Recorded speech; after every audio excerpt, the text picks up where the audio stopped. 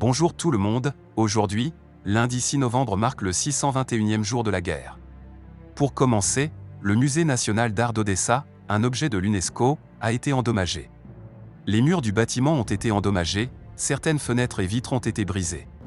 Des travaux sont en cours pour examiner et réparer les dégâts. Parallèlement, une attaque IMARS-GMLRS a eu lieu contre 2 MLRS russes BM-21 grades, signalés sur la rive gauche de la région de Kherson. L'Ukraine tente d'attaquer les intérêts russes partout dans le monde en faisant des opérations au Soudan, ce n'est pas la première fois que ce genre d'opération a lieu. Ensuite, sur la direction de Kupiansk, une attaque russe a été repoussée. Ça s'est terminé par l'explosion d'un tank Z. Dans la continuité, la plus grande nouvelle de la journée. Des images ont été publiées montrant un cuirassé russe, Askold, gravement endommagé.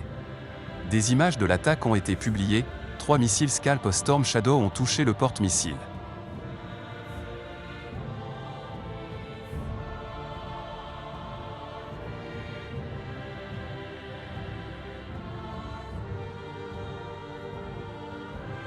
Continuons maintenant avec les événements généraux.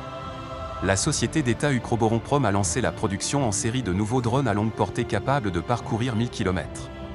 Les caractéristiques techniques et fonctionnelles des drones nationaux sont supérieures à celles des analogues iraniens du type Shahed. Ensuite, l'Ukraine pourrait recevoir cette semaine le feu vert pour négocier son adhésion à l'UE. La présidente de la Commission européenne publiera mercredi un rapport évaluant les progrès réalisés vers l'adhésion par les candidats à l'UE. L'Ukraine a signé un contrat d'une valeur de 36 millions d'euros pour la fourniture de fusils et de lance-grenades. Regardons maintenant la situation sur le front.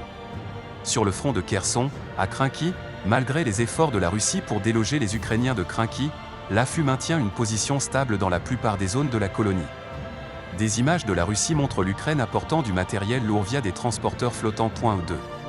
Les combats se poursuivent à l'ouest près de Pishchanivka. L'Ukraine tente de supprimer tous les renforts russes entrant en les ciblant avec des charges de FPV. À Novoprokopivka-Verbov, des sources russes affirment que depuis 24 à 48 heures, les forces ukrainiennes ont repris leurs actions offensives, principalement près de Verbov. Des sources ukrainiennes affirment que des progrès sont réalisés au nord-nord-ouest de Verbov et nécessitent une vérification plus approfondie, mais cela semble sérieux. Pour finir, sur le front Nestoryanka-Kopani, pourtant, sans aucune confirmation, des rapports préliminaires indiquent que les forces ukrainiennes ont également commencé à attaquer en direction de Nestoryanka. Auparavant, les forces ukrainiennes avaient également tenté d'atteindre Kopani et avaient partiellement réussi à vaincre d'importantes fortifications. C'est maintenant terminé pour ce résumé fiable et rapide, n'hésitez pas à vous abonner si vous aimez mon travail.